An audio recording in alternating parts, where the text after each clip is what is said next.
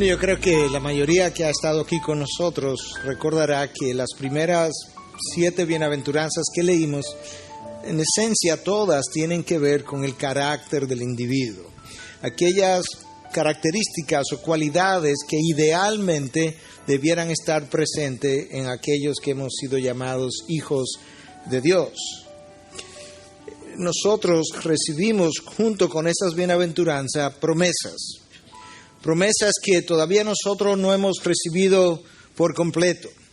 Y de una manera muy similar, las promesas que aquellos santos del Antiguo Testamento recibieron, de esa misma forma nosotros hemos recibido promesas que son seguras, promesas que podemos contar con ellas, pero que de la misma forma que la gente del Antiguo Testamento que creyeron en Dios y en su palabra, saludaron las promesas desde lejos como si la hubieran recibido. De esa misma manera nosotros tenemos que saludar alguna de esas promesas también de lejos, porque de la misma forma que ellos eran solamente peregrinos y extranjeros, nosotros continuamos siendo peregrinos y extranjeros en esta tierra.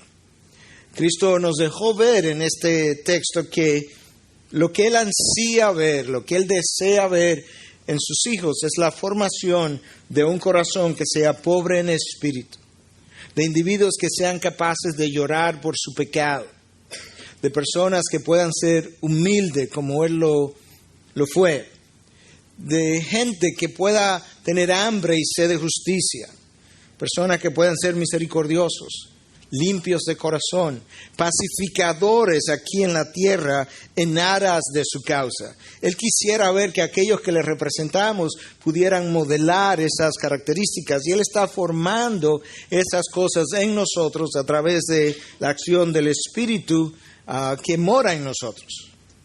Pero una vez Cristo termina de hablar de cuál es el carácter que Él quisiera ver formado en aquellos que son sus hijos, Él pasa a describir entonces cuáles son las expectativas que esos que somos sus hijos debiéramos tener de este lado de la gloria. Y esa es la razón por la que yo he querido separar estas bienaventuranzas, porque la próxima que viene ahora es totalmente diferente a lo que nosotros habíamos leído. Y con esa introducción yo quiero leerte esto que continúa en el versículo 10 hasta el 12. Bienaventurados aquellos que han sido perseguidos por causa de la justicia, pues de ello es el reino de los cielos. Bienaventurados seréis cuando os insulten y persigan y digan todo género de mal contra vosotros falsamente por causa de mí. Regocijaos y alegraos, porque vuestra recompensa en los cielos es grande, porque así persiguieron a los profetas que fueron antes que vosotros. ¡Wow! Yo me imagino en la multitud pensando, Jesús, déjame ver si yo entendí bien. Si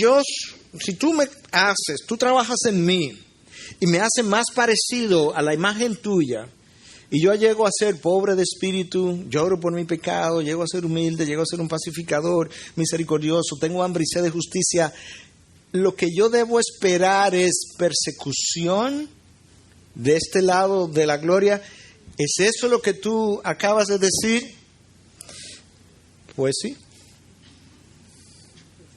La razón por la que esto es extraordinario, no solamente por el contenido de esas palabras, es que esto es apenas el segundo año de su ministerio.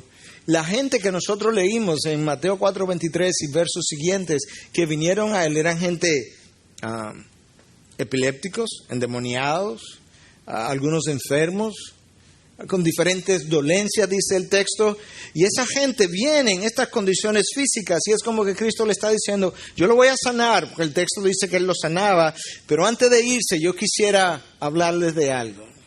Yo quisiera hablarle de qué tipo de seguidores yo quiero formar, y en caso de que ustedes decidan quedarse conmigo, yo quiero hablarle de cuál es el costo de seguirme.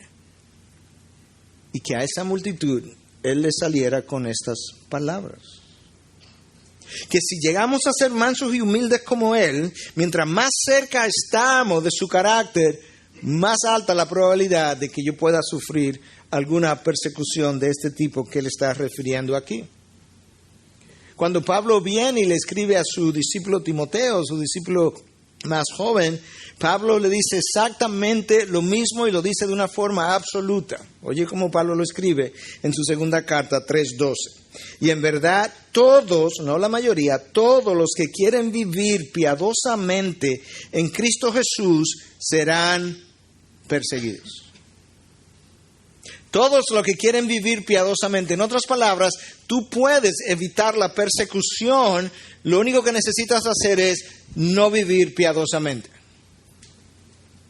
Pero si decides hacerlo, la persecución es la garantía, algún tipo de persecución, de que realmente tú estás en ese camino.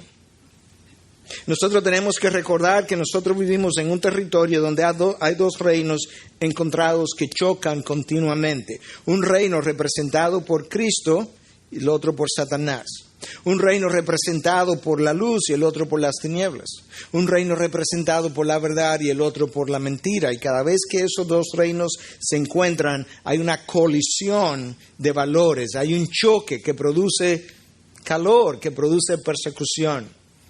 Y yo creo que parte de lo que Cristo está haciendo, y es algo de lo que aprecio en la palabra de Dios, es la transparencia con la cual Dios nos revela cuáles son las expectativas que debiéramos tener, con cuáles expectativas debiéramos vivir. Y la razón por la que eso es importante es porque primero, ningún seguidor puede decir, ay, no me lo dijeron. Yo no sabía que este era el costo. En segundo lugar, porque cuando yo sé cuáles son las expectativas, pues las cosas no me sorprenden y ya no hay razón para desalentarme. Esto es lo que yo esperaba ver.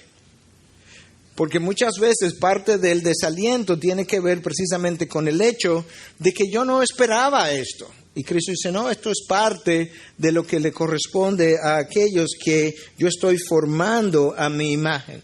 Eso fue así en el Antiguo Testamento, eso fue así en el Nuevo Testamento. Eso ha sido así a lo largo de toda la historia de la iglesia. Mira cómo el autor de Hebreos en el capítulo 11, reflexionando acerca de los santos del Antiguo Testamento, lo que él dice, a partir del versículo 36.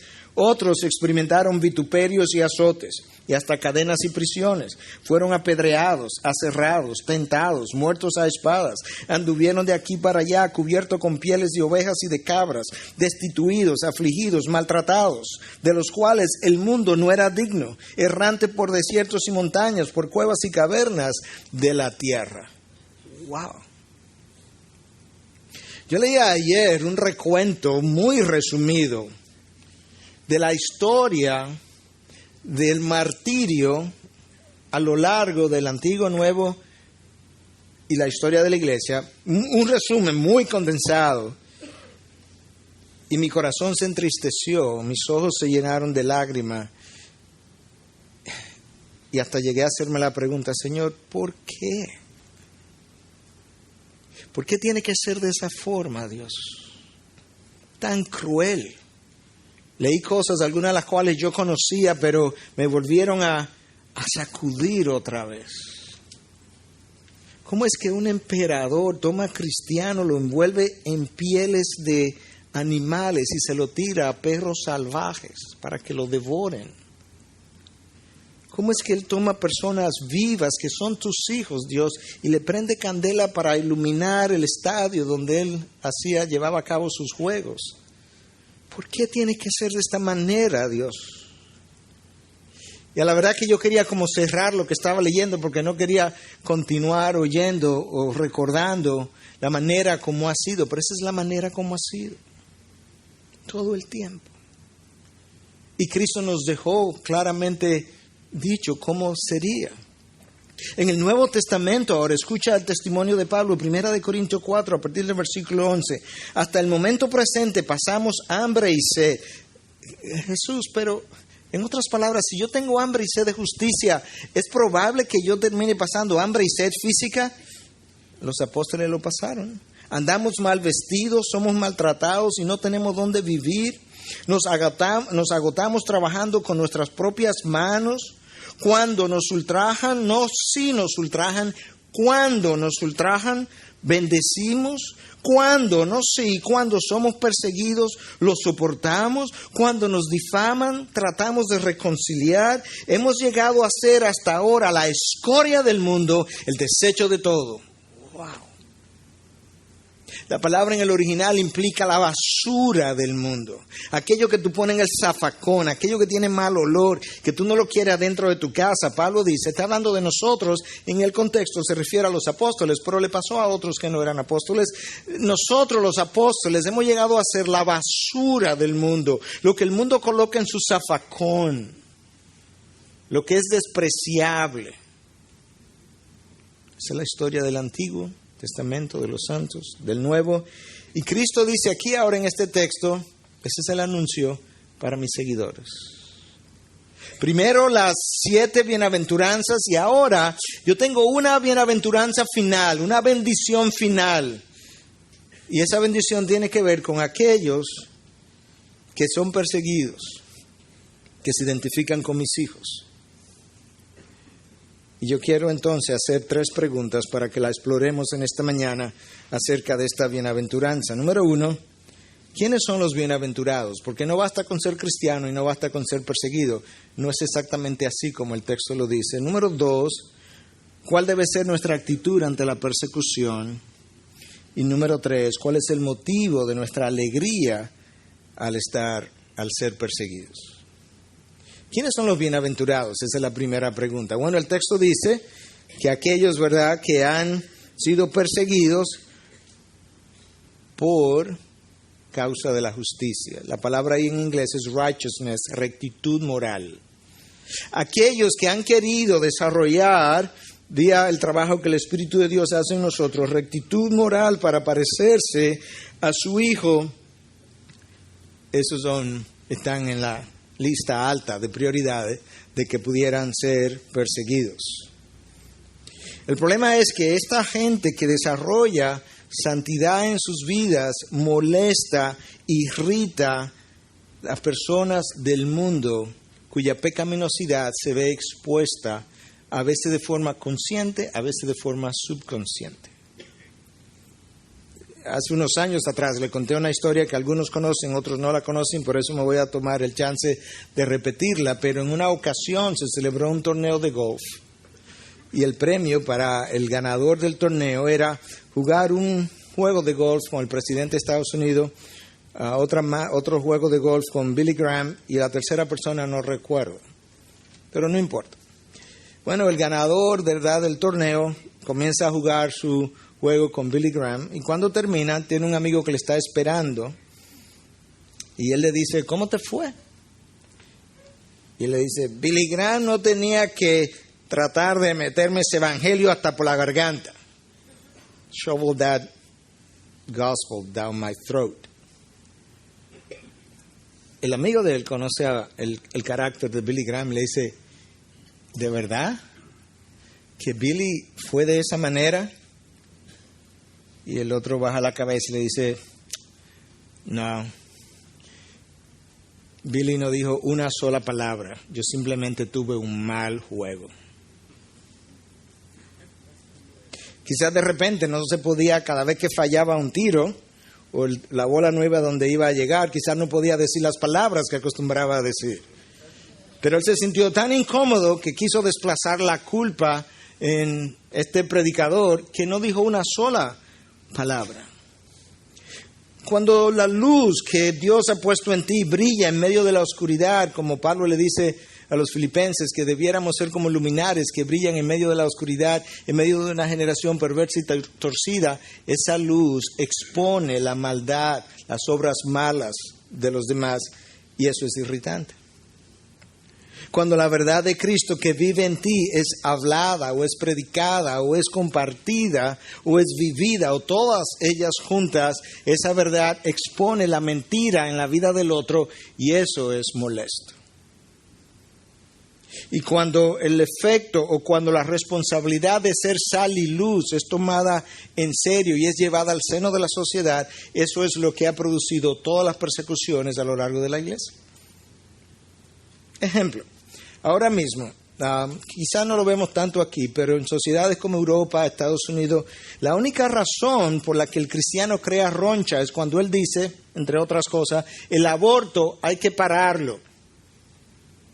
Pero si el cristiano quisiera vivir su vida cristiana en un closet, no hablar bien o mal acerca del aborto, no practicarlo porque esa es su convicción privada y quedarse callado, la sociedad no tuviera ningún problema con ese cristiano. Lo dejaría tranquilo, hay libertad de culto. Cuando el movimiento cristiano de alguna u otra manera dice la homosexualidad es contraria a la palabra de Dios, es un pecado y lo comienza a publicar, la sociedad se levanta en contra de esa voz. Pero si el cristiano quisiera vivir su cristianismo en privado y simplemente no practicar la homosexualidad y no meterse con nadie, no tendría ningún problema. La única razón por la que Juan el Bautista es decapitado es porque se metió con el gobernador de turno. Le dijo, tú tienes una mujer que no es tu mujer, es la mujer de tu hermano, tú no puedes seguir con ella. La única razón por la que Cristo es llevado a la cruz es porque denunció las acciones fariseicas de la generación de su tiempo. Si Cristo hubiese venido y realmente evita esa confrontación y predica simplemente sin nunca haber confrontado a nadie, él hubiese pasado sin cruz. Esteban, que yo me imagino que debió haber tenido estas cualidades de la bienaventuranza, porque cuando él está muriendo, el texto dice que su ángel su cara lucía como la de un ángel. Yo me imagino que Esteban, y que muere siendo apedreado, y dice, Padre, perdónalos porque no saben lo que hacen. Yo creo que él era uno de estos bienaventurados. La única razón por la que él está siendo apedreado es porque mientras lo apedreaban, él estaba confrontando la dureza de corazón de su generación. La razón por la que los profetas del Antiguo Testamento tuvieron tan mala suerte en sus vidas es porque nadie se le escapó. El profeta del Antiguo Testamento denunció al rey, al príncipe, al gobernador, al sacerdote, al profeta, al maestro, al escriba, los comerciantes. Amós, cuando viene, es llamado el profeta de la justicia social porque les dice a las mujeres poderosas y ricas de la sociedad, vacas de Basán. Ellos podían haberse quedado todos callados y su suerte hubiese sido otra, pero aquellos que tienen hambre y sed de justicia no solamente la quieren para ellos, la quieren para la sociedad en medio de la cual ellos viven, porque esa sociedad le pertenece a Dios y no la quieren ver corrompida. Y eso es lo que causa estos problemas. Cuando Cristo está siendo perseguido en un momento dado, le dice a su generación, ¿sabes qué? Ustedes son igualitos a sus progenitores. Y ahora los hago culpables de la sangre de todos los profetas que ha sido derramada en Israel, desde el justo Abel hasta Zacarías, el último profeta muerto en los atrios del templo. En los atrios del templo de Dios, uno de los profetas de Dios muerto, asesinado por el pueblo. Le dice, ahora los hago culpables. Desde que Caín mató a Abel, desde el justo Abel hasta Zacarías. ¿Y cuál fue el problema de estos profetas? Fue la denuncia que ellos hicieron. John Stott, en uno de sus libros, dice que la persecución es simplemente el choque entre dos sistemas de valores irreconciliables. ¡Pah! Eso es. Cuando esos dos reinos en conflictos se encuentran, ese choque produce calor, produce fricción, produce persecución. En otro escrito, MacArthur decía que el mundo choca con el cristianismo. Cada vez que el mundo choca con el cristianismo, hay conflicto, convicción, culpa, resentimiento y persecución. Y Cristo, previendo eso, previendo el choque, previendo lo que venía, previendo la suerte de aquellos que realmente abrazaran su causa, porque la manera de evitar el choque es o no abrazar su causa o abrazar la media o parecernos a los valores del mundo. Pero Cristo, previendo eso, dice, bienaventurados aquellos que han sido perseguidos por causa de la justicia, pues de ello es el reino de los cielos. Y el próximo versículo, él vuelve a enfatizar otra vez la misma bienaventuranza. Dice, bienaventurados seréis cuando os insulten y persigan y digan todo género de mal contra vosotros falsamente por causa de mí. No basta con ser cristiano y ser perseguido, porque en ocasiones el cristiano ha sido imprudente, en ocasiones el cristiano ha violado la ley, ha sido perseguido, ha sido encarcelado. No es de ese tipo de encarcelamiento y persecución al que Cristo se está refiriendo, sino aquellos que por levantar el valor de Cristo, la verdad de Cristo, han encontrado un choque con el mundo y en ese choque han terminado siendo perseguidos. Él dice, bienaventurados. Y nos deja ver entonces en este texto que la persecución no solamente puede ser física y no simplemente ha sido física, puede ser verbal. Dice, cuando os insulten como a Cristo le hicieron, como a los profetas le hicieron. Wow. Ahora, la realidad es que la historia de la iglesia y esta historia aquí escrita está llena de gente que pasó por esas persecuciones y las soportó, no solamente con resignación, sino que las soportó gozosamente. ¿Quiénes fueron? Bueno, precisamente aquellos que eran pobres de espíritu, que lloraban por su pecado, que habían sido hechos humildes, que eran misericordiosos, que eran pacificadores, aquellos que llenaban estas características de las bienaventuranzas, aquellos que se parecían más a Cristo y que por parecerse más a Cristo, pues tenían más hambre y sed de justicia, ellos fueron los que terminaron de esa manera. Lo increíble es que esto está revelado en cada página de la Biblia y como que se nos olvida, y cuando esas circunstancias vienen a nuestras vidas, nos sorprenden una vez más. Pero escucha a Pablo escribiéndole a los Filipenses en 1:29, porque a vosotros se os ha concedido, charis, por gracia, por amor de Cristo, no solo creer en Él, sino también sufrir por Él. Es un privilegio el que tú puedas sufrir por Cristo. No es simplemente una expectativa. No es simplemente como, bueno, es parte de las condiciones caídas de este planeta. Es un privilegio, Pablo dice. Se le ha concedido la gracia, esa es la palabra en el original charis, la gracia de poder no solamente creer en Él, porque para creer eso es una gracia, pero para yo poder sufrir por Él, eso es otra gracia. De manera que el yo compartir los sufrimientos de la causa de Cristo es parte de los privilegios que Dios me ha concedido en mi salvación. Esos son los que son perseguidos. La manera de no ser perseguido es no abrazando la causa como Cristo nos dejó dicho que debiéramos hacer. Esos son los perseguidos. Segunda pregunta ahora. ¿Cuál debe ser nuestra actitud ante la persecución? Wow. El versículo 12 dice, regocijaos y alegraos. Una cosa es tolerarla, otra cosa es aceptarla, otra cosa es resignarme, pero Cristo no usa ninguna de esas palabras. De hecho, en todo el lenguaje de las bienaventuranzas, este es el único verbo que está en imperativo, es un mandato, alegraos y regocijaos.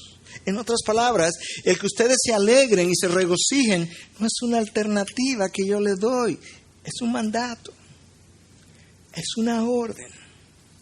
Y peor aún, porque resulta que él me dice regocijaos, pero la palabra traducida como alegraos en el original es agaliaste, que significa brincar, saltar, gritar de júbilo.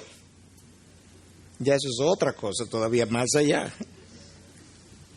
O sea que cuando yo estoy siendo perseguido por causa de tu nombre, yo debo decir, wow, gloria a Dios, aleluya, gloria al Señor.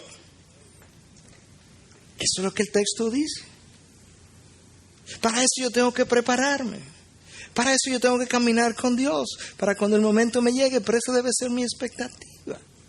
Y la historia de la iglesia está llena de gente que supo hacer eso y supo hacerlo de esa manera.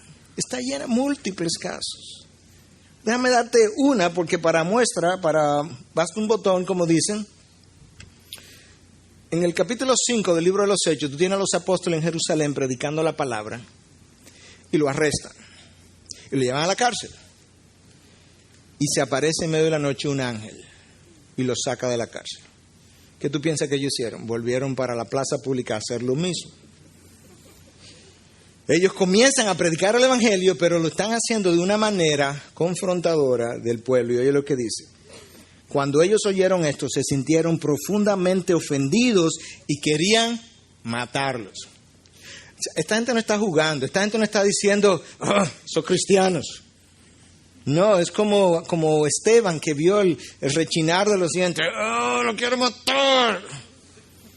Eso es lo que está ocurriendo. Querían matarlos. Lo metieron preso otra vez. El problema con los apóstoles es que cada vez que tú volteas la página están en la cárcel otra vez. Están en la cárcel, lo quieren matar. Gamaliel se levanta y dice, señores, sean sabios. Si esto no es de Dios, se va a morir, porque aquí han venido otros con la misma cosa. Pero si es de Dios, no vaya a ser que ustedes estén peleando contra Dios. De manera que déjenlo ir.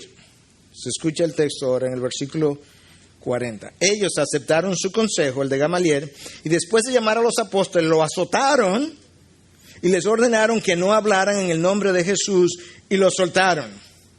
Bueno, ahí estamos bien, bueno, lo azotaron. Ellos pues salieron de la presencia del concilio regocijándose de que hubieran sido tenidos por dignos de padecer afrenta por su nombre. O sea, esta gente estaba haciendo lo que Cristo dice en el Sermón del Monte, alegraos y regocijaos. Ellos salen del concilio, wow, gloria a Dios, qué bueno que me dieron una paliza por el nombre de Cristo. Me consideraron digno de sufrir esa paliza. Yo no creo que eso es como la iglesia del siglo XX-XXI piensa. Yo me imagino Pablo y Silas. ¿Te acuerdas Pablo y Silas que también lo azotan? Otra vez Pablo en preso, otra vez en el Hechos 16. Yo creo que Pablo estaba más preso que suelto. Preso otra vez. Le dan una paliza. 39 latigazos, que era la costumbre, lo más probable. Y a medianoche están cantando himnos de ellos. Y se están regocijando. Una vez más. Yo no creo que eso es como la iglesia del siglo XX y XXI. Yo imagino a Pablo y a Sila en el siglo XXI. Sila con Pablo. Pablo, yo no entiendo esto. Nosotros estamos predicando. Y ahora mira, que nos están persiguiendo, nos están azotando. Yo no entiendo al Señor. Las cosas del Señor yo no las entiendo. Y si Cristo estuviera ahí, Él hubiera dicho, ¿cuál parte de mi evangelio ustedes no entendieran? Porque la frase, seréis odiados de todos por causa de mi nombre, aparece en Mateo 10:22, en Marcos 13:13, en Lucas 21:17, repetitivamente. Seréis odiados de todo por causa de mi nombre. Si me representan, si abrazan mi causa, si su carácter se asemeja al mío, porque si su carácter se asemeja al del mundo, no lo van a perseguir. No hay necesidad. Nadie explicó mejor que Cristo la razón de la persecución. Yo te lo voy a leer en un momento. De nuevo, tú esperas que si esto era tan posible, porque Pablo habla de que todo el que quiera vivir piadosamente será perseguido, uno espera que Dios nos dé alguna explicación probablemente. Nadie lo ha dicho más llanamente, más claramente, la razón por la que el cristiano se supone que sería perseguido cuando abraza la causa de Cristo como verdaderamente Él ha sido llamado a abrazarlo. Escucha a Cristo en 15:19 del Evangelio de Juan. Si fuerais del mundo, el mundo amaría lo suyo. Pero como no sois del mundo, sino que yo os escogí de entre el mundo, por eso el mundo os odia. Esa es la razón. No quieres ser perseguido, te puedes parecer a ellos.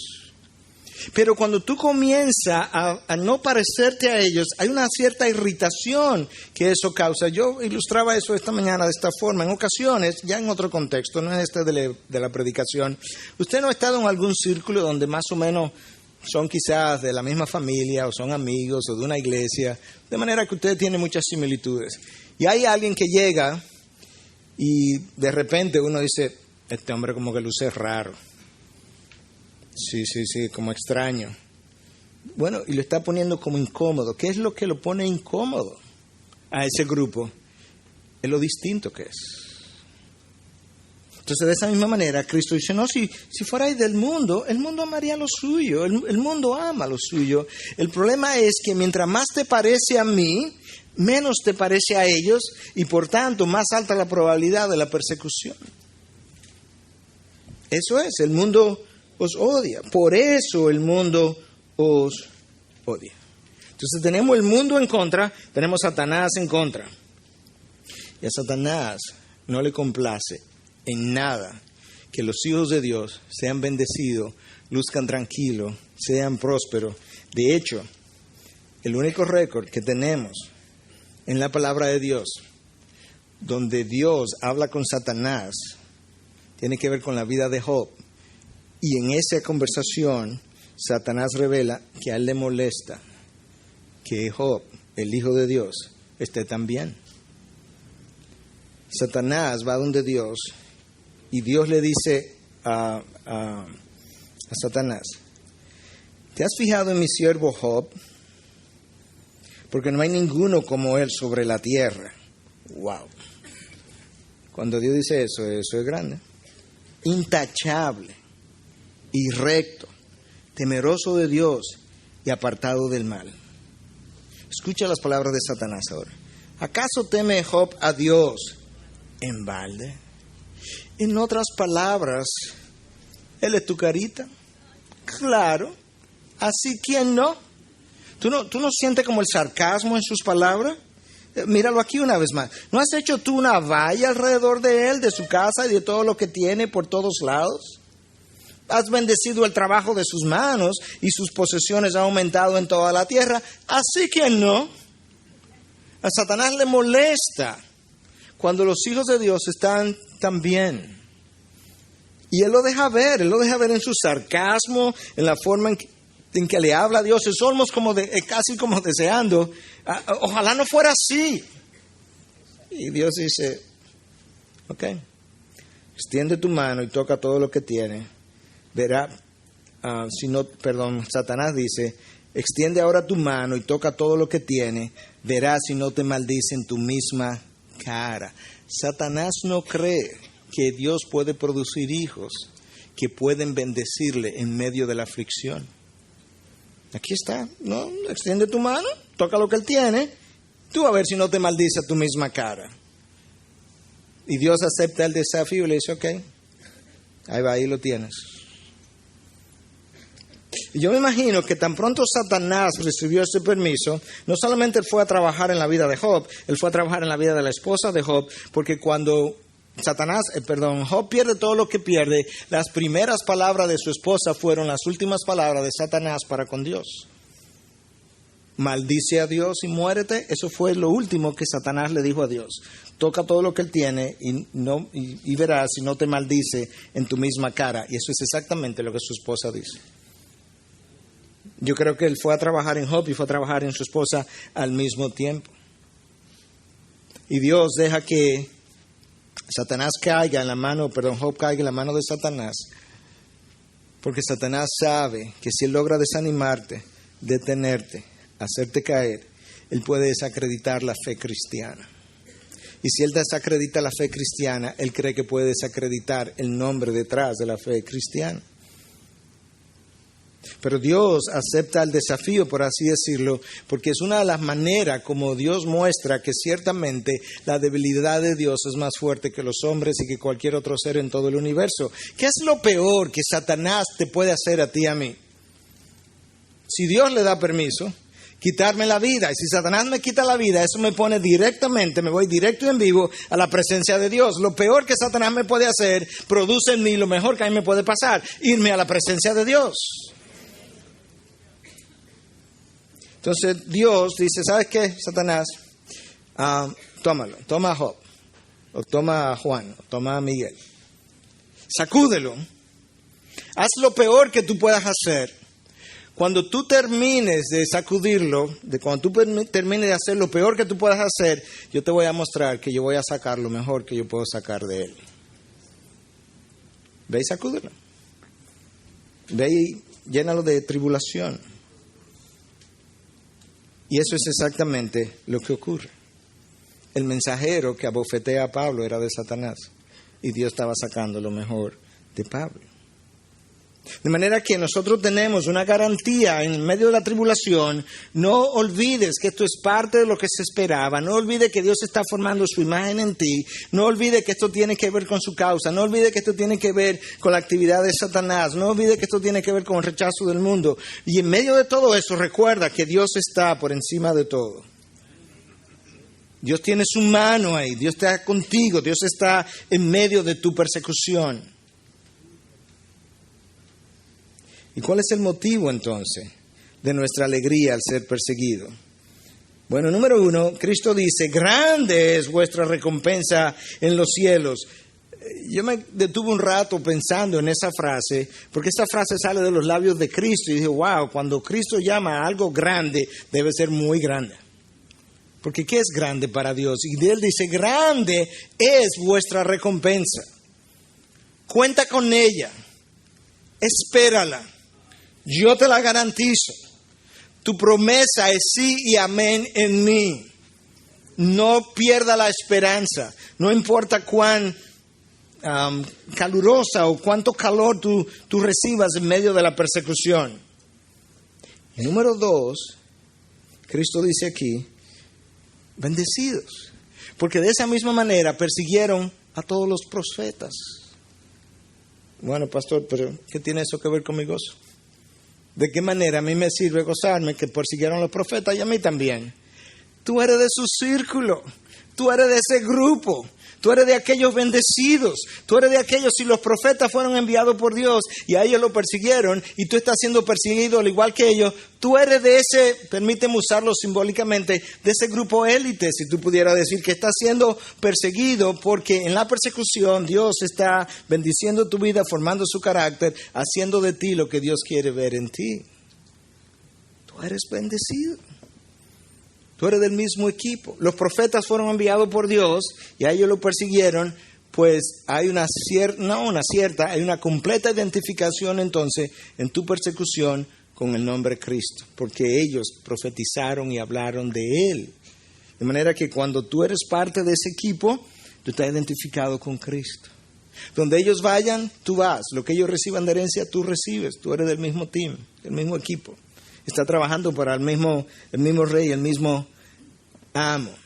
El otro es el equipo contrario. Ahora escúchame, yo creo que no hay una sola persona aquí que no quisiera tener el carácter descrito en las bienaventuranzas. ¿Hay alguien aquí que no quisiera ser así? Déjame ver si hay alguien. Okay.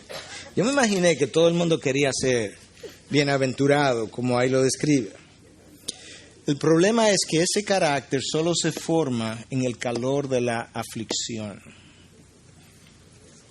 No hay otra manera.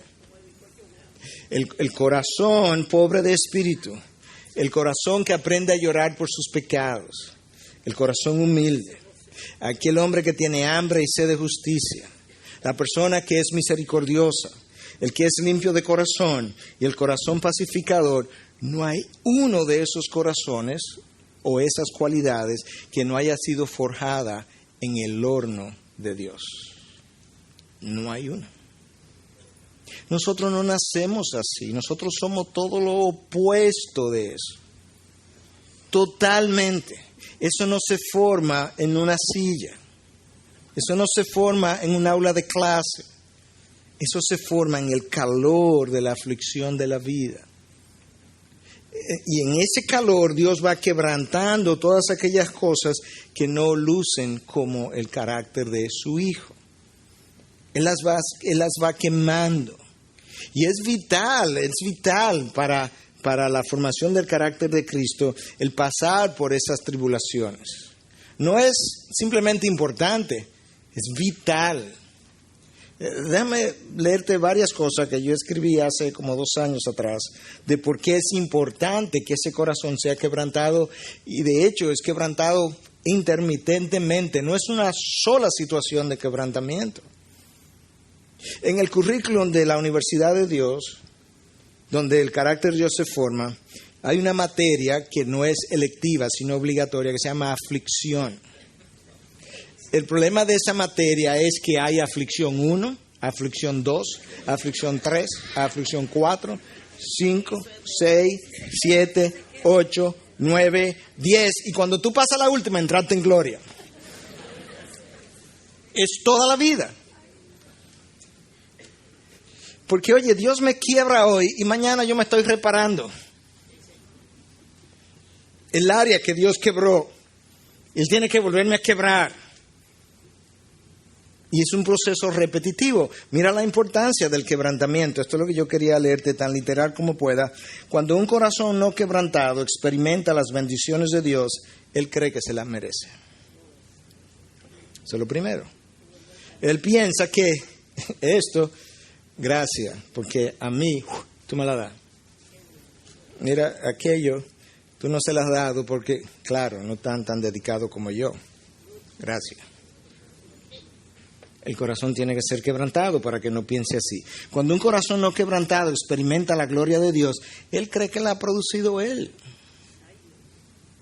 Y nosotros tenemos que recordar que lo máximo que nosotros podemos ser es una superficie de reflexión donde la gloria de Dios pueda ser reflejada. No más. Yo no brillo por mí mismo. Si Dios se aleja, yo soy totalmente oscuro. Es la gloria de Dios reflejada en sus hijos. Cuando un corazón no quebrantado experimenta el poder de Dios, él hace alarde del poder, él usa el poder y luego abusa del poder. Con lo cual Dios le hace perder el poder.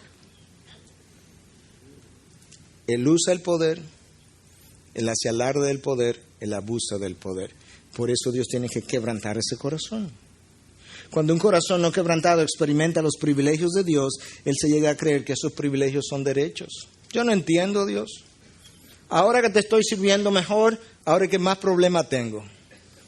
Yo digo, ¿qué tiene que ver una cosa con la otra? Tú no me sirves para que yo te devuelva más abundancia. Tú me sirves.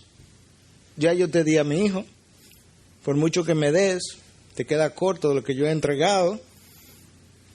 Pablo, yo te leía, Pablo, él decía, vivía desnudo, con hambre, con sed, perseguido, era la escoria del mundo. ¿Qué tiene que ver la buena entrega con mi abundancia de provisión?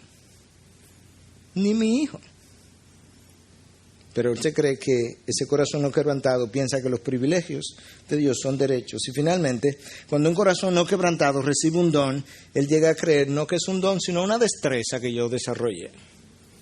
Entonces, por ejemplo, si es el don de la enseñanza, no, yo me he fajado mucho estudiando. ¿Sabe cuántos libros de predicación yo leí? Y yo dice, ¡hey!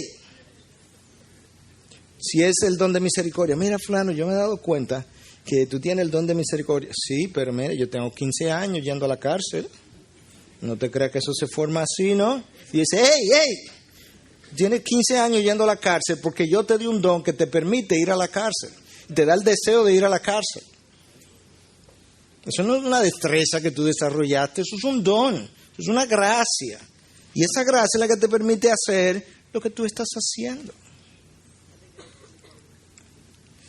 De ahí la necesidad entonces de los quebrantamientos en las manos del Señor. Satanás nos coge, nos sacude y Dios dice, ok, Satanás, te dejo la tribulación en tu mano, como el caso de Job, pero yo me encargo de los resultados finales. Cuando tú termines de hacer lo peor, yo te voy a mostrar que yo he hecho lo mejor de él. Y esa es la realidad. La tribulación, la persecución. En mi pregunta, ¿verdad? Con Dios ayer, Dios, pero no puede ser de otra manera. No, es que yo muestro múltiples cosas cuando lo permito de esa manera. Yo no tengo la lista de todo lo que Dios hace en medio de eso, pero Dios muestra que su debilidad es más fuerte que cualquier otro hombre o cualquier otro ser. Dios usa la tribulación, la persecución para limpiarnos de las asperezas. Mira cómo lo dijo esta persona, es un anónimo. Dice, los mejores sermones que yo he oído no han sido predicados desde púlpitos, sino desde camas. Las verdades más profundas de la palabra de Dios han sido enseñadas por corazones humildes que han pasado por el seminario de la aflicción. Wow. Yo recuerdo entrar en Estados Unidos a ver un paciente diabético, ciego, una pierna amputada, la otra por amputarse, en diálisis renal. Y yo, como soy diabético, yo fui a animarlo. Para sorpresa mía, el que sale ministrado soy yo. Porque yo voy donde él, comienzo a hablar, no sabía que era cristiano, y cuando comienzo a preguntarle de su enfermedad y comienzo a tratar de, pensando que quizás no era cristiano, o asumiendo que no lo era, hablarle de la esperanza que podemos tener en Dios, él me para y me dice, doctor, me van a amputar esta otra pierna. Pero yo tengo un gozo, yo estoy pensando, tiene un gozo. O sea, un gozo de una amputación, explícame. Porque yo tengo la idea, yo tengo este sueño, que la próxima vez que yo vuelva a caminar con dos piernas, la primera persona que yo voy a ver es a mi Dios. Yo digo, wow. Cuéntame de eso. Él era cristiano. Un sermón sumamente poderoso yo escuché esa mañana desde esa cama. Los mejores sermones que yo he oído no han sido predicados desde púlpitos, sino desde camas. El apóstol Pablo en 8:18 de Romanos dice, los sufrimientos de este tiempo presente no son dignos de ser comparados con la gloria que nos ha de ser revelada. Hay que ponerse en lenguaje cotidiano, coloquial. Dos personas, una persona hablando con Pablo. Pablo, es que esta vida no es fácil, tú sabes, yo tengo tantos problemas que en la casa, la finanza, los hijos, el esposo, la esposa. Y Pablo dice, espérate, no sigo. Los sufrimientos de esta vida no son dignos de comparar con las promesas que tú tienes en el reino de los cielos. No la compare, no lo ponga al lado, es más, ni lo mencione, no son, a mí me encanta esa palabra, no son dignos. En otras palabras, no lo compare, que ni se acercan. La gloria de este mundo no es lo que debiéramos estar esperando, buscando, es humana, es terrenal, es efímera, temporal, pasajera, es trivial, es carnal, y tú la experimentas. ¿Cuándo la experimentas? En cuerpos corrompidos que corrompen esa gloria. Pero la gloria que nos espera, que nos ha sido anunciada, es celestial, es de Dios, es eterna, nadie te la puede quitar, no puede disminuir, es indescriptible para nosotros, y cuando tú la experimentes, la vas a experimentar en cuerpos glorificados y por tanto permanece contigo para siempre. No son dignos de ser comparados nuestros sufrimientos con la gloria que ha de ser revelada. Lo peor de la tribulación produce lo mejor de nosotros. Escucha al salmista, yo creo que nadie lo ha dicho mejor que él en 66:10. Porque tú nos has probado, oh Dios, nos has refinado. El salmista pasó por la tribulación. Cuando él pasa por la tribulación, él mira para atrás y dice, wow, la verdad es que me probaron, sí. Pero luego él mira para dentro y dice, wow. Pero mira lo refinado que estoy ahora comparado con aquel tiesto que yo era. Todas estas impurezas, todas esas deformidades del carácter, mira cómo Dios se la llevó en medio de la prueba. Tú nos has probado, pero tú nos has refinado y nos sacaste a un lugar de abundancia. Ese es el lugar que nos espera, es el lugar más abundante que tú puedas imaginar. Hermanos, no puede perder la perspectiva de la eternidad, no puede dejar de fijar tus ojos en Jesús. Cuando tú estás en medio de la aflicción, recuerda, el Padre te tiene ahí tallando la imagen de su Hijo.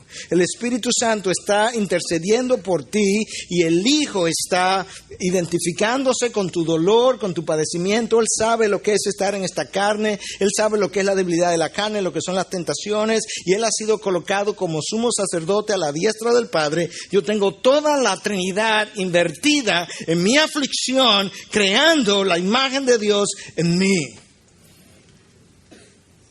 No pierda la perspectiva eterna. Y si eso no fuera suficiente, si no fuera suficiente el hecho de que Dios está formando esa imagen, de que el Hijo está a la diestra identificándose con mi padecimiento, como dice el autor del libro de Hebreos, que no tenemos un sumo sacerdote que no pueda identificarse con mi dolor y sufrimiento y tentaciones, porque Él en todo sufrió de esa misma manera.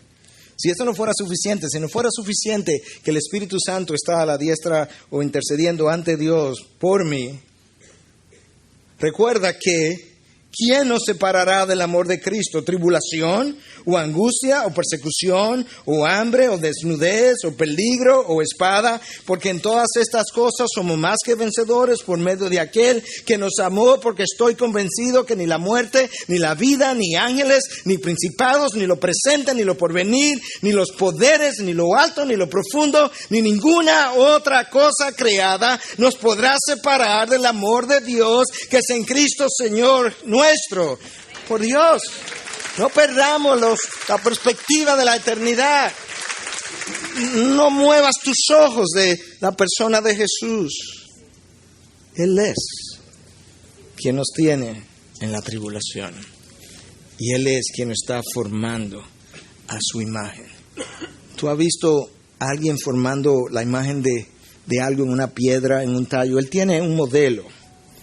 Y Él ve el modelo y lo va puliendo, lo va tallando. Resulta que cuando Dios Padre comienza a tallarme, Él tiene un modelo, es la imagen de su Hijo. Él me va comparando, simbólicamente hablando. No, eso no luce como Él. O me va podando. Eso es un privilegio. A nosotros se nos ha concedido la gracia, el privilegio, no solo de creer en Él, sino después de haber creído, ser formado a la imagen de Él. Integridad y Sabiduría es una producción que llega hasta ustedes gracias a los aportes de individuos y empresas comprometidos con la defensa de la fe.